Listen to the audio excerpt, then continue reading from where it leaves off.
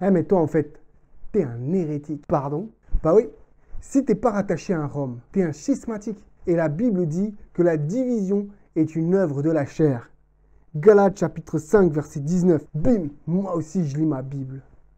Et ça veut dire quoi pour toi d'être rattaché à Rome? Soumis au pape. Easy. Et pourquoi? Eh bien les papes, ils sont les successeurs de Pierre depuis 2000 ans. C'est Jésus qui a donné les clés à Pierre. Et ça a fait de lui le chef de l'Église. Et sur 2000 ans, c'est comme ça. On peut directement rattacher l'Église catholique à la fondation des apôtres. Alors que ton Église à toi, hein, c'est des gus là, hérétiques, qui ont décidé par eux-mêmes qu'ils devaient faire une Église. Ils n'ont aucun fondement biblique ou historique. Ok? Je t'ai bien fermé ton clapet là, hein, monsieur le théologien, et bim, et double bim. Tu la ramènes moins, hein? Mais alors tu fais quoi de Jean XII, le plus scandaleux des papes d'après les historiens, qui avait fait du palais pontifical une maison close? Et tu fais quoi de Benoît IX, Sylvestre III, Grégoire VI, Clément II et Damas II, qui ont été papes en même temps? Ou encore Étienne II, qui a été considéré pape jusqu'en 1960, puis retiré de la liste. Et en 1271, quand il a fallu 3 ans pour trouver un nouveau pape. La chaîne de transmission à ce moment-là, elle a été brisée. Ça fait quoi? C'est quoi ces histoires? Et comment tu expliques que les pères de l'Église n'ont pas reconnu la succession de l'évêque de Rome comme chef de l'Église? Et même, on contredit l'évêque de Rome en lui disant qu'il racontait n'importe quoi. Tu mens! Et comment tu sais que Pierre a été évêque? Et t'es sûr qu'il est allé à Rome? C'est pas dit dans la Bible, hein? Bah quand même, Et où t'as vu dans la Bible que Pierre a été reconnu comme chef des apôtres?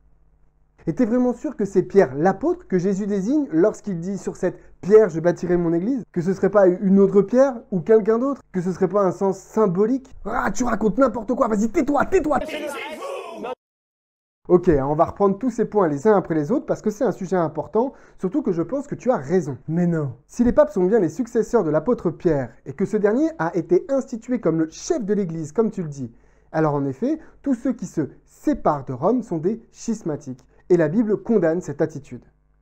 Mais pour que cela soit vrai, il faut que 6 affirmations puissent se vérifier dans la Bible et dans l'histoire. Premièrement, la pierre dont il est question dans Matthieu chapitre 16, verset 18 et les versets suivants est bien Pierre l'apôtre. Deuxièmement, que les clés qu'il reçoit dans ce passage-là sont synonymes d'une primauté parmi les apôtres et qu'il est donc de facto chef de l'Église. Ensuite, il faut que Pierre ait bien été à Rome et qu'il en ait été l'évêque. Si Pierre n'est pas allé à Rome, et qu'il n'en a pas été évêque, réclamer de Pierre comme premier pape et évêque de Rome n'a aucun sens. Maintenant, même si Pierre est bien la pierre, qu'il a été à Rome, qu'il a été évêque, cela ne suffit pas. Il faut aussi démontrer que sa primauté pouvait se transmettre, et donc que les autres évêques, notamment dans l'Église primitive, ont naturellement reconnu l'évêque de Rome comme successeur de Pierre et à ce titre comme autorité suprême dans l'Église. Et enfin, 6e élément, parce que le reste ne suffit toujours pas, il faut démontrer que la longue liste officielle des papes est une chaîne sans discontinuité de cette succession apostolique. Et alors, c'est pas le cas? Pas du tout. On va reprendre ces points à rebours pour voir ce qu'il reste de ces affirmations à la fin. Donc, première question à vérifier. La succession des papes a-t-elle été assurée durant 2000 ans? Le siège apostolique d'aujourd'hui voudrait nous faire croire que la succession des papes est une droite rectiligne qui va de l'apôtre Pierre jusqu'au pape François. Mais c'est complètement faux. Et aucun historien sérieux, pas même catholique, n'osera dire le contraire. Tu dis ça complètement gratuitement. T'as aucune preuve. Oh si j'en ai. Alors vas-y, je vais me gêner. Damas Ier a été évêque de Rome de 366 à 384.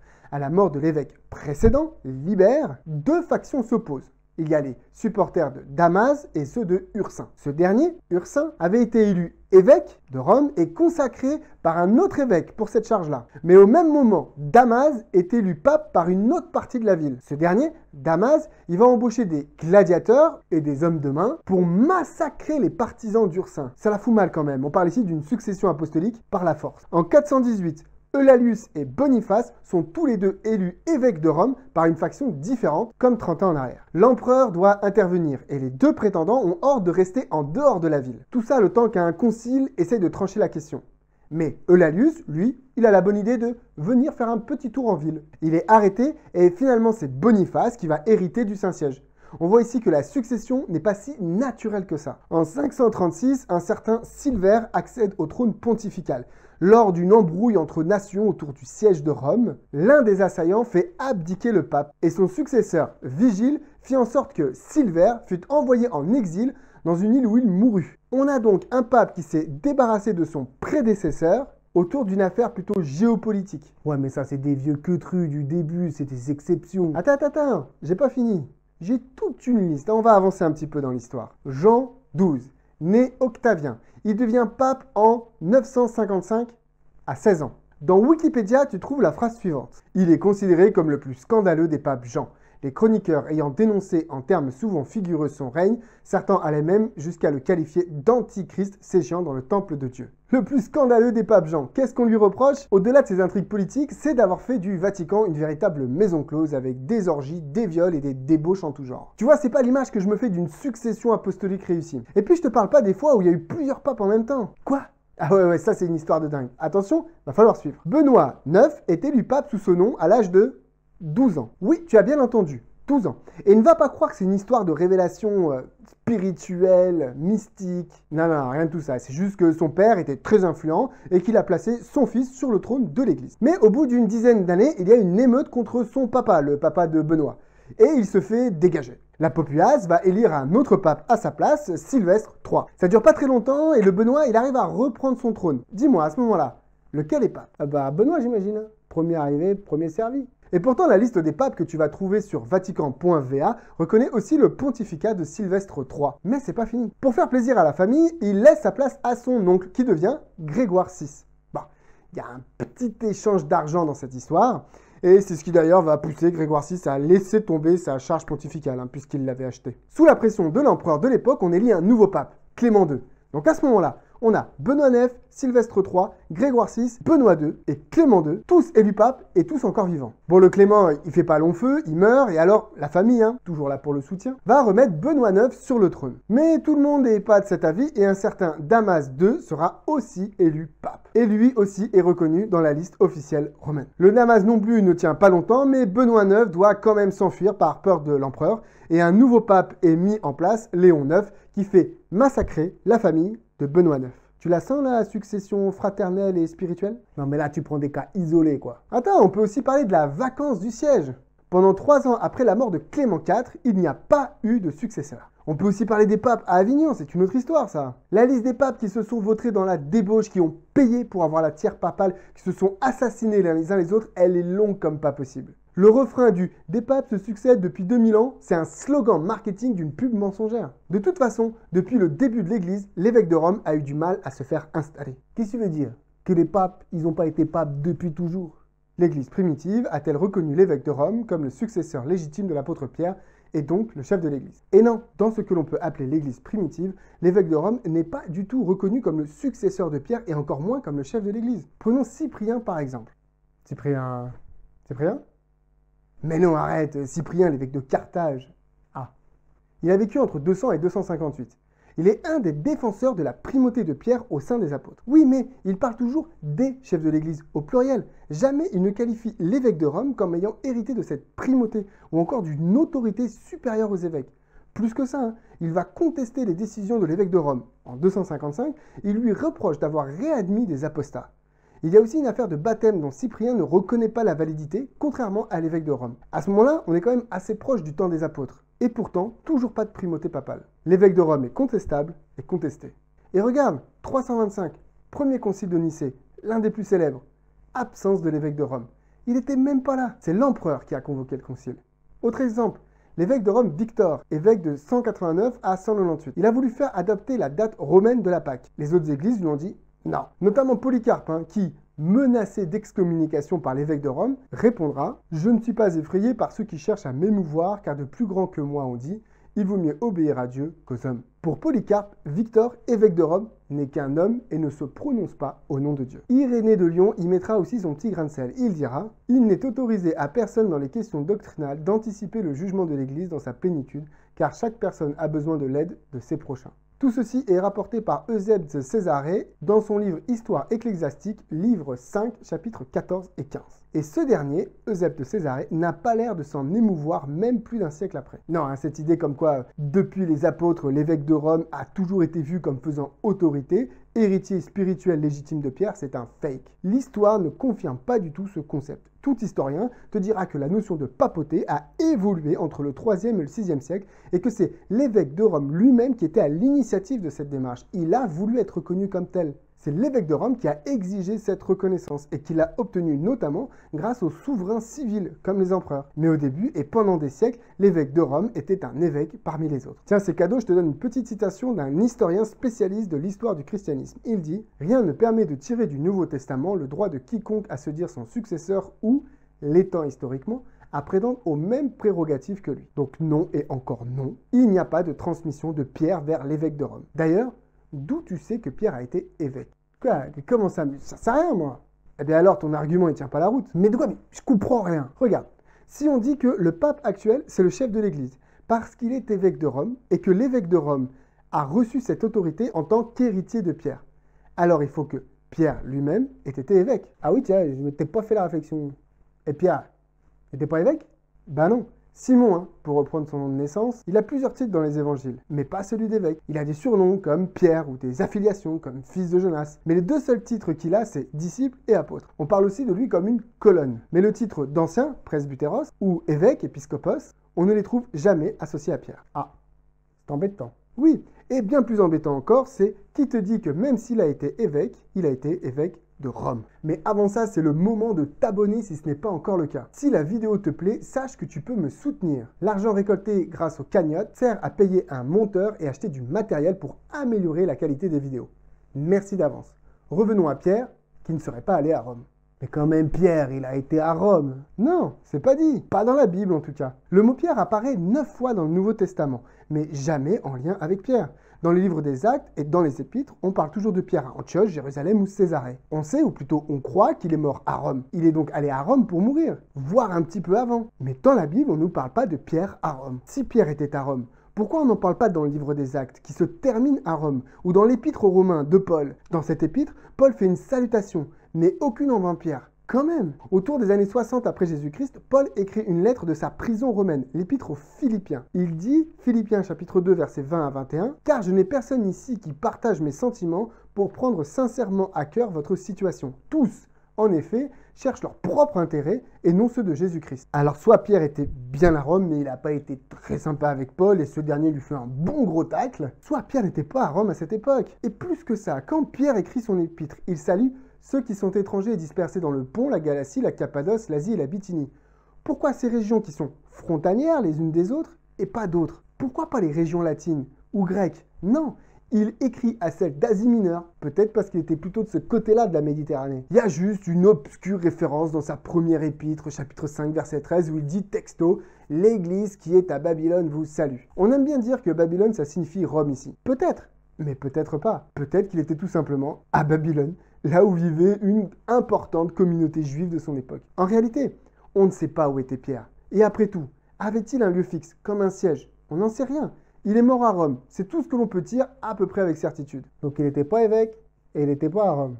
Et il n'était même pas le chef des disciples. Ah non, mais tu vas pas revenir avec ton interprétation moisie sur la pierre, là, c'est pas possible. Non, non, non, non, sans même parler de cette petite pierre, hein. Laisse-la de côté, on y revient juste après. Mais même si la pierre dans Matthieu chapitre 16 est bien l'apôtre Pierre, ce passage ne dit pas qu'il était chef des disciples. Il dit juste que Jésus va fonder son église dessus. Et les clés alors? Le texte dit qu'il reçoit les clés. Oui, les clés du royaume. Et Jésus dit de quoi il s'agit. Il dit « Ce que tu liras sur la terre sera lié dans les cieux, et ce que tu délieras sur la terre sera délié dans les cieux. » Or, ce concept se trouve 2 autres fois dans la Bible, dans Matthieu chapitre 18, verset 18, et Jean chapitre 20, verset 23.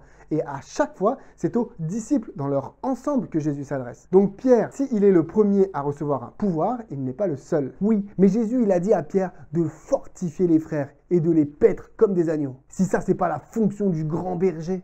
Ouais, tout à fait, mais pareil, ces ordres-là, on les trouve aussi pour d'autres personnes que pour Pierre. Il n'a pas l'exclusivité de ces fonctions. Tu peux lire Actes chapitre 14, verset 22, chapitre 15, verset 32, chapitre 18, verset 23, et Romains chapitre 1, verset 11, 16, verset 25, et 1 Thessaloniciens chapitre 3, verset 2, pour te rendre compte que l'ordre fortifié s'adresse aussi bien à d'autres personnes qu'à Pierre. Lis aussi Actes chapitre 20, verset 28 et 1 Pierre chapitre 5, verset 2 et tu trouveras cette expression de paître. Non, désolé, mais non. Il n'y a aucune fonction particulière que Pierre ait reçue qui aurait fait de lui le chef des apôtres. avec une prérogative particulière que seul lui aurait reçue. Et c'est comme ça que les autres apôtres avaient compris la position de Pierre. Regarde ce que dit Paul dans Galates chapitre 2 verset 9. Et ayant reconnu la grâce qui m'avait été accordée, Jacques, Képhas et Jean, qui sont regardés comme des colonnes, me donnèrent à moi et à Barnabas la main d'association afin que nous allions nous vers les païens et eux vers les circoncis. Pierre est une colonne parmi les autres. Ni la seule, ni la plus importante. 2 fois dans la Bible, Pierre se voit critiqué. Une fois après sa visite à Corneille et une autre fois par Paul. Les apôtres et les disciples n'ont pas du tout considéré Pierre comme un supérieur à qui il fallait prêter allégeance. Dans Actes chapitre 15, quand il faut trancher sur plusieurs sujets, certes, Pierre et son intervention mettent tout le monde d'accord, mais c'est Jacques qui préside, et la lettre est signée des apôtres et des anciens, pas de Pierre et des autres. Pierre est confondu dans le lot des apôtres, pas au-dessus. Regarde ce que dit un historien catholique, Klaus Schatz. Si on avait demandé à un chrétien des années 100, 200 et même 300 si l'évêque de Rome était le chef de tous les chrétiens, s'il existait un évêque suprême placé au-dessus de tous les autres évêques, ayant le dernier mot dans les questions concernant l'Église universelle, il aurait certainement répondu non. C'est bon, ok, j'ai compris. Attends, j'ai pas fini, il me reste encore l'argument de la pierre. Oh non! Attends, si, tu vas voir. Pierre l'apôtre est-il la pierre dont il est question dans Matthieu chapitre 16, verset 18? Le problème se pose ainsi. Dans Matthieu chapitre 16, verset 18, Jésus dit cette fameuse phrase « Tu es Pierre et sur cette pierre je bâtirai mon église ».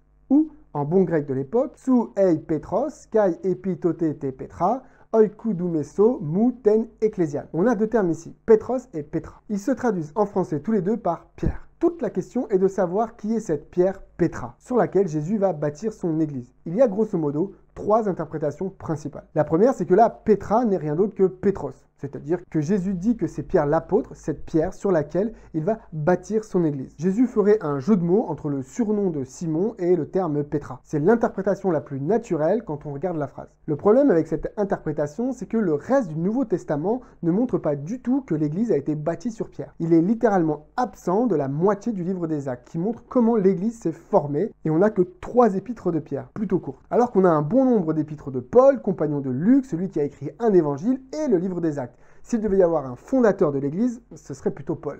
De plus, on l'a déjà vu, les premiers chrétiens et les apôtres n'ont pas du tout perçu Pierre comme un fondement immuable. Il a certes joué un rôle indéniable dans les évangiles et il y a une forme de primauté car on le cite plus que les autres et on lui fait une place d'honneur, ça c'est vrai. Mais de là à en faire un fondement, c'est pour ça qu'on trouve d'autres interprétations. La seconde consiste à dire que la Pétra, c'est la déclaration de Pierre. Cela se base sur le fait que quelques versets plus loin, Pierre dit une bêtise. Et il est traité de Satan. Ce n'est donc pas Pierre et ce qu'il est sur lequel Jésus va bâtir son église, mais Pierre et ce qu'il dit. Et il ne dit pas n'importe quoi parce qu'il révèle Jésus comme fils de Dieu et Messie. Ce serait sur cette confession que Jésus va construire son église. La troisième interprétation consiste à dire que la Pétra, c'est Jésus lui-même. Les tenants de cette version se basent sur les multiples comparaisons dans la Bible entre Jésus et une pierre. Il est la pierre angulaire, par exemple, ou encore la petite pierre de Daniel chapitre 2. C'est un débat de plusieurs siècles et on ne va pas le résoudre dans cette petite vidéo. J'ai une préférence pour la seconde interprétation, mais je dois reconnaître que la première est la plus simple, la plus naturelle et la plus évidente, même si elle a quelques défauts. Maintenant, même si Pierre l'apôtre serait la Pétra, cela ne veut rien dire de son autorité supposée. Il peut être la première pierre, pourquoi pas, mais cela ne dit rien de sa supériorité. Et nous l'avons vu, ce n'est pas comme ça que ce fut accepté ni par les apôtres ni par les premiers chrétiens. Reprenons dans l'ordre. Pierre, c'est peut-être la pierre de Matthieu chapitre 16 verset 18. Mais cela ne veut pas du tout dire qu'il a une forme d'autorité. En tout cas, dans la Bible et dans l'histoire, ça ne se vérifie pas. En plus de ça, on n'a aucune certitude qu'il ait été à Rome en dehors de sa mort et de sa condamnation. Et de surcroît, il n'est jamais appelé évêque. Donc s'il n'a pas été évêque ni évêque de Rome, comment les papes peuvent-ils se prétendre les descendants de l'évêque de Rome, ce que Pierre n'a pas été? 5. Ensuite, la pseudo-primauté de Pierre n'a jamais été perçue comme transmissible par les premiers chrétiens. Les évêques de Rome ont été corrigés, contestés, et ont été absents de plusieurs conciles très importants. Enfin, la ligne de succession entre le premier évêque de Rome et le pape actuel n'est pas une ligne droite, mais une série de carrefours et de bubs qui n'ont pas fait l'honneur à ce que devait être cette fonction. Le concept de papauté n'est pas du tout soutenu par la Bible ni par l'histoire. Il y a encore une chose dont il faut parler. Dans l'Ancien Testament, le peuple de Dieu et particulièrement ses dirigeants ont fait juste n'importe quoi. Et le fidèle serviteur, à l'image des prophètes, ont plus souvent été du côté de la minorité, parfois marginale au sein du peuple qui était apostat. Ce n'est pas parce qu'une église peut prétendre a une forme d'authenticité historique, c'est-à-dire qu'elle arrive à tracer une filiation directe à travers les siècles, depuis les apôtres jusqu'à aujourd'hui, qu'elle est légitime. Les pharisiens aussi se prétendaient les dignes représentants des patriarches de Moïse. Une fois, alors que Jésus parlait, une femme se mit à dire « Heureux le ventre qui t'a porté, heureux les seins qui t'ont allaité ». Il répondit « Heureux plutôt ceux qui écoutent la parole de Dieu et qui la gardent ». Si tu cherches une église authentique qui représente notre Sauveur Jésus-Christ, tu dois chercher une église qui peut faire remonter sa doctrine à celle des apôtres et non sa filiation. L'église authentique, c'est celle qui garde les commandements de Dieu et la foi en Jésus. C'est ce que nous dit l'Apocalypse. C'est pas celle qui possède un contrat de bail de 2000 ans pour prouver qu'elle était là dès le début.